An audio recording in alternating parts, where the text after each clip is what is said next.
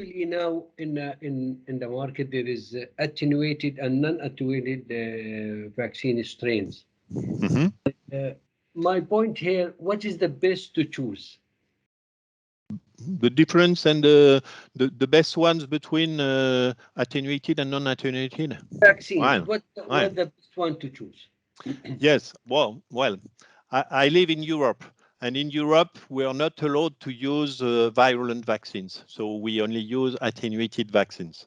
So virulent and attenuated, they all have some benefits and all have some problems.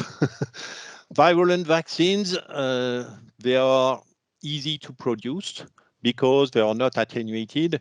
And in Europe, we use precocious strains as attenuated strains. These precocious strains, they have a lower prolificacy, but they induce good protective immunity against the virulent population that spread and that circulate in the flock. So the attenuated strains are interesting because they can protect against the virulent population. And as they are precocious, they have a lower prolificacy. So it means that they will, during their life cycle, they will destroy less epithelial cells. So even if you have large amounts of these precocious strains, they will not destroy the cells and they will not alter the digestibility as much as the virulent ones.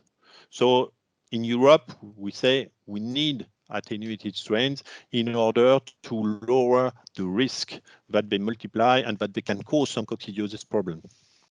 Virulent strains, they are much easier to produce because there is no reduced prolificacy. So you need less birds to produce large amounts of these parasites. But I think the main problem, and that's why we don't want them in Europe, is that if you use some virulent vaccines, you may introduce in the flocks, in the buildings, some species that are not present in the flock if you do not use this vaccine. And for example, it's a big problem with rare and very pathogenic species like Eimeria bruneti and Eimeria necatrix. These two species are the two most pathogenic species. But they are very rare.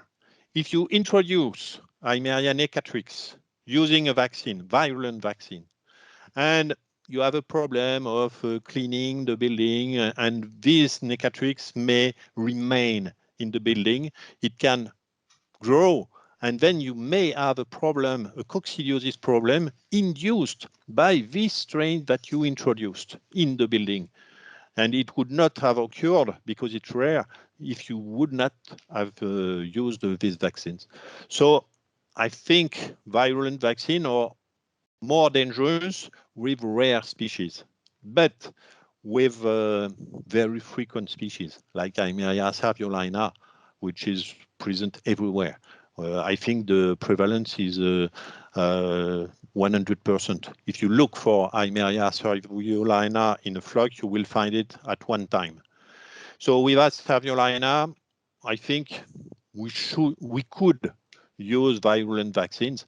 It will be cheaper and it will be much easier to produce, and we could cover all the production in Europe. Another point, which is said by some producers of virulent vaccines, for example, the Canadian vaccine, they say that virulent vaccines, they have a complete life cycle because precocious strains, they lack one part of schizogony. Virulent strains, they have a complete life cycle, so it means that the birds will see all the stages. So they may be more immune and more efficient to fight against similar population that are also virulent, which also have a complete life cycle compared to precocious ones that lack one schizogony.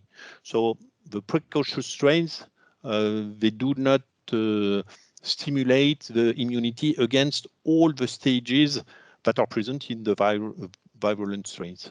So it could be the difference. But I think as these vaccines are given with very low amounts, only a few tenths or a few hundreds of oocysts, these vaccines won't cause any problem, even if they are virulent or attenuated, and they will stimulate the protective immunity of the birds. So I think the two ones are good. But in Europe, we want to reduce the risk at the maximum. So we don't want to introduce new species inside the buildings. Thank you.